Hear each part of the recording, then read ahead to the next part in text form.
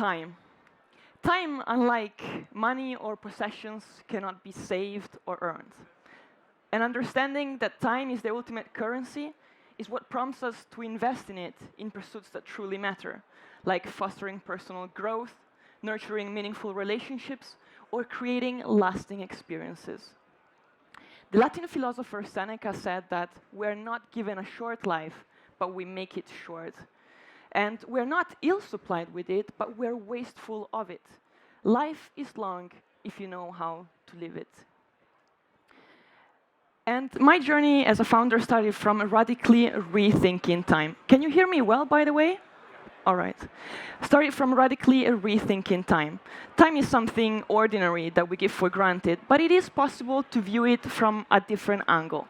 It's a bit like interest rates, that right now we give for granted, but back in the past, they were considered sinful. If the Medici family, one of the most respected and largest banks in the 15th century, were to wake up today and witness the contemporary worldview of finance, they would be struck by the widespread acceptance of interest rates and the world as we know it, probably by the very existence of this conference today. And that's because in their time there was a conceptual distance from our ways of thinking right now. Interest rates were inherently sinful due to its perceived unnaturalness by the Catholic Church, as finance was deeply rooted in the metaphysical and religious beliefs. So my background is from banking. I then turned to become a time designer, an analog astronaut, and now finally a founder within life sciences and working as a digital transformation consultant. You might wonder, what's the red thread of all of this? And that's time, or better, Amplevity.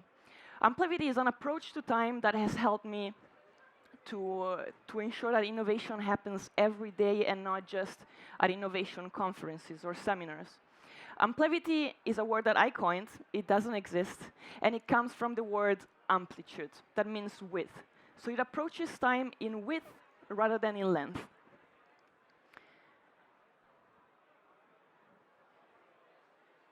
And I will tell you more about that in a minute.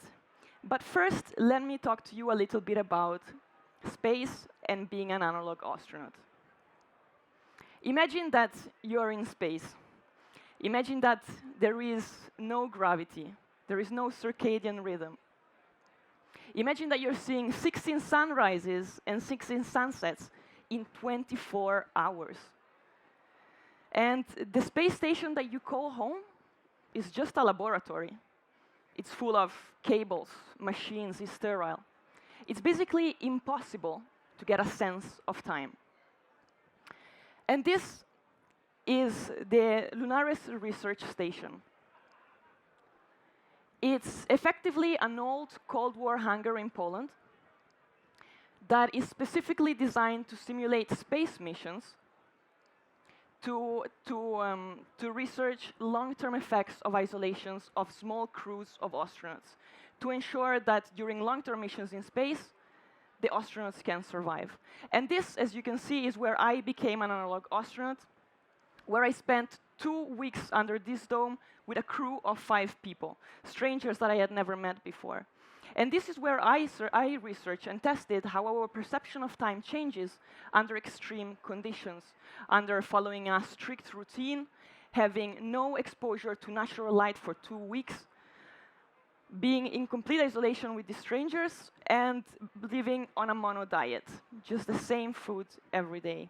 And it was an incredible experience, of course, but what's most interesting is that after the first few days, time inevitably warps together, and every day feels the same.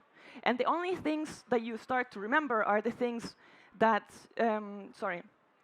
and you inevitably start to create a time unit to help you remember what has happened, how much time have we passed here. For example, doing something outside your ordinary routine, doing something spontaneous with the crew, like blasting classical music whilst training, or seeing the visual evolution of the prototypes that you're working on. Or again, doing something for the first time, like wearing a spacesuit. Or for how long you haven't showered, given the limited amount of water supply. Now, that's an extreme environment, and thankfully, it's also temporary. That's where my role as a time designer comes in, because I have created a calendar for our everyday life to ensure that we don't end up time warping in our everyday life.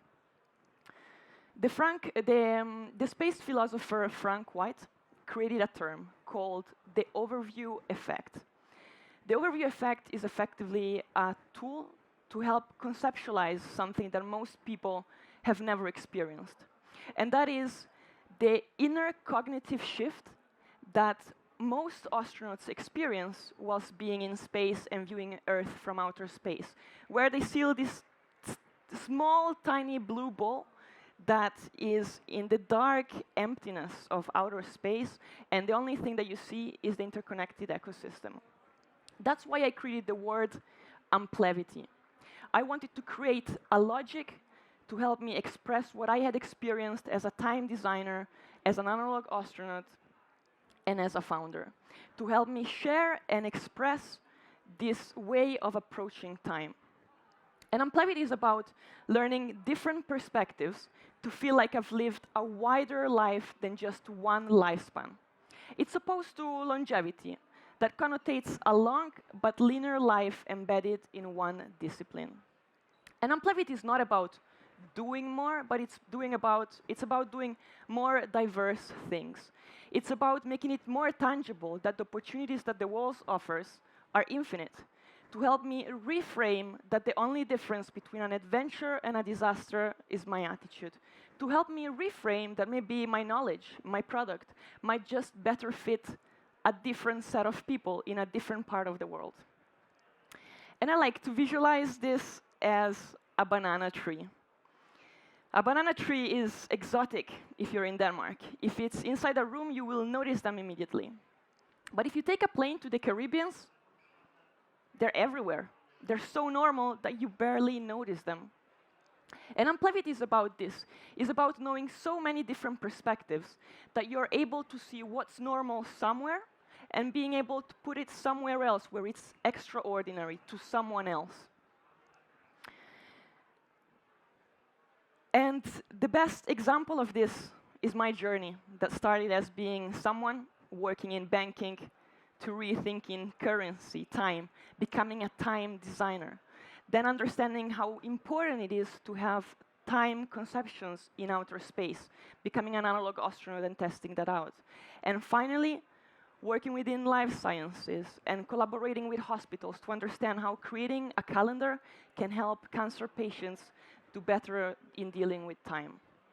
And this is what I call the art of Amplevity. This is what I'm experiencing as a founder. And that is because I have lived so many different experiences that it makes me feel like I've lived longer than the years I've actually lived, thanks to the multiple lessons learned, insights, and experiences that I've gained. I can say that I am living a wide life. And of course, I have doubted that perhaps I'm just being superficial with all these different disciplines that I'm working on. But it is the ability to connect the dots of all these different disciplines. It's the ability to relocate something that is ordinary somewhere extraordinary. That is what is my rocket propeller. And what fuels it? The way that I approach time with Amplevity, the ultimate currency that we all have available. And it is inevitably the people that unite and embed different perspectives, different logics, different disciplines that are able to see blue oceans of opportunity, that are able to see innovation, that foster innovation, that that can break the monolithic logical thinking of the current ways of working, and that can create new futures. And the only difference is the way that I approach time with Amplevity. I like to zoom out, take an overview perspective, and see disciplines, ecosystems, and the infinite opportunity that the world offers with a different approach to time. Amplevity. Thank you.